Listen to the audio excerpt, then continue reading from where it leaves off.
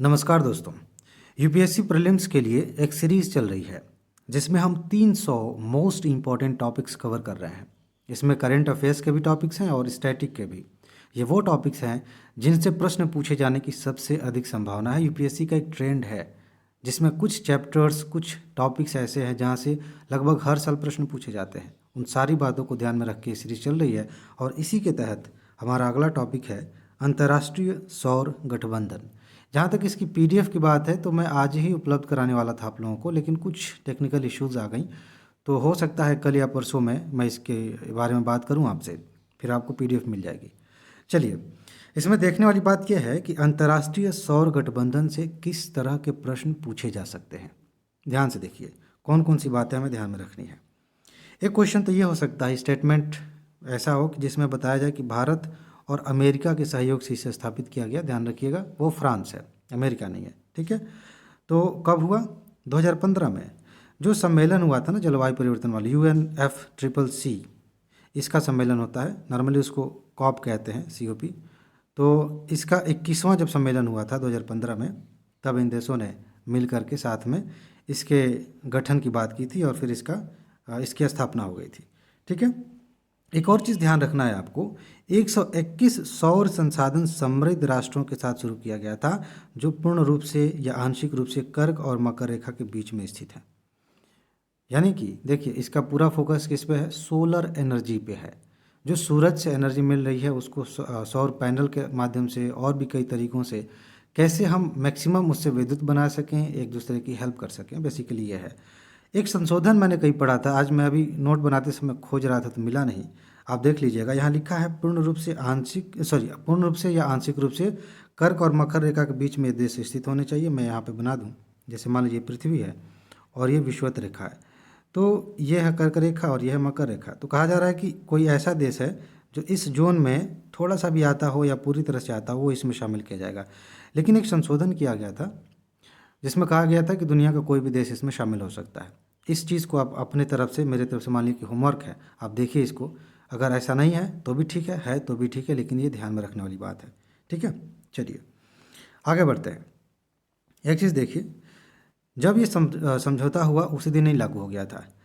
6 दिसंबर 2017 को समझौता प्रभावी हुआ। ये चीज़ ध्यान रखेंगे आप, क्योंकि कुछ ऐसी चीज़ें होती हैं, कुछ योजना शुरू होती है, कोई समझौता होता है, तो कब प्रभावी हुआ ये चीज़ भी हमें ध्यान में रखनी होती है। यहाँ से भी प्रश्न बनते हैं। आगे ये सिंपल सी चीज़ है, इसके बारे में आपने अगर टेस्ट सीरीज दिया होगा या कोई और एग्ज़ाम दिया होगा तो सुना होगा, इस पर क्वेश्चन आए हैं। मुख्यालय भारत में है, गुरुग्राम में है, ठीक है, सिंपल सी बात है। यहाँ कुछ जनरल सी चीज़ें हैं, कभी कभी स्टेटमेंट वाले प्रश्न में ना जनरल एक लाइन लिख दी जाती है, तो आप ध्यान रखेंगे कि इसका जो उद्देश्य है ना, वो सदस्य देशों में सौर ऊर्जा के विस्तार हेतु प्रमुख चुनौतियों का सामूहिक रूप से समाधान करना है। सब लोग मिल करके सोलर एनर्जी में जो भी बाधाएं आ रही हैं उसको प्रोड्यूस करने में, या फिर एक मतलब उसके क्या कह सकते हैं, वितरण में, तो एक दूसरे के साथ मिल के सहयोग करके उसका मैक्सिमम लाभ लेने के लिए ये बनाया गया। इसका यही मकसद है, ठीक। आगे देखिए, एक और चीज़ है, काफ़ी ज़्यादा इम्पोर्टेंट बात है ये। इस गठबंधन के तहत दुनिया भर में सौर ऊर्जा के उत्पादन को बढ़ाने के लिए 2030 तक, ये डेट आपको याद रखनी चाहिए, 2030 तक 1000 बिलियन अमेरिकी डॉलर के निवेश का लक्ष्य रखा गया कि इतना निवेश हम करेंगे इस संगठन के तहत पूरी दुनिया में 2030 तक 1000 बिलियन डॉलर। यहाँ से क्वेश्चन घुमाया जा सकता है। ये जो 2030 है ना, इस 2030 को आगे पीछे किया जा सकता है। यूपीएससी का ये एक पुराना तरीका है, कभी 2030 को 28, 25, ऐसे 22 कर सकते हैं, ठीक है, ध्यान रखेंगे। और 1000 बिलियन डॉलर को 10,000 बिलियन डॉलर या 1 लाख बिलियन डॉलर, इस तरह से भी लिखा जा सकता है, ठीक है। ये ट्रेंड है एक, इस पर मैं बात करूँगा। अभी एक सीरीज़ का मैंने बात की थी ना, शुरू होगी, उसमें बात करूँगा इस पर। ये ध्यान रखेंगे, सबसे इंपॉर्टेंट लाइन यही है इसमें। आगे इसी के तहत एक चीज़ ध्यान रखेंगे आप, अंतर्राष्ट्रीय सौर गठबंधन one sun one world one grid को लागू करने के लिए नोडल एजेंसी है। एक प्रोग्राम चल रहा है दुनिया में, one sun one world one grid. क्या है मतलब? इसका उद्देश्य ये है कि एक विशिष्ट क्षेत्र में उत्पन्न सौर ऊर्जा को किसी दूसरे क्षेत्र में बिजली की मांग को पूरा करने के लिए स्थानांतरित करना है। सीधी सी बात यह है कि मान लें कि ये दुनिया है, ठीक है, और यहाँ पे बिजली का उत्पादन हुआ सोलर से। तो इस बिजली को हमें यहाँ पहुँचाना है, इसकी कनेक्टिविटी की व्यवस्था होनी चाहिए। यहाँ पहुँचाना है, कनेक्टिविटी की व्यवस्था होनी चाहिए।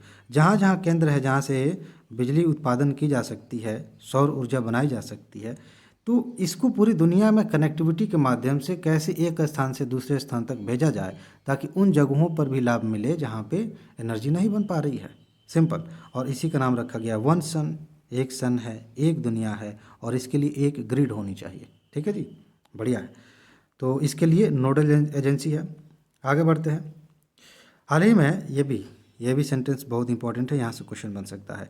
संयुक्त राष्ट्र महासभा ने इसको अंतर्राष्ट्रीय सौर गठबंधन को पर्यवेक्षक का दर्जा प्रदान किया, पूछा जा सकता है। एक सेंटेंस बनाया जा सकता है इसको लेकर कि यूएन में इसको पर्यवेक्षक का दर्जा मिला हुआ है। अगर नहीं पता है तो हो सकता है कि आप कंफ्यूज हो जाएं, तो इसे आप ध्यान रखेंगे। ठीक है, तो इस संगठन से संबंधित इतना ही जानिए। अब इसके बाद यूपीएससी क्वेश्चन कहीं से भी बनाए, किसी भी तरह का बनाए, सिर्फ इसी जानकारी के आधार पे आप उसे सही कर सकते हैं। ठीक है जी, तो मस्त रहिए, मुस्कुराते रहिए। आगे मिलते हैं। नमस्कार।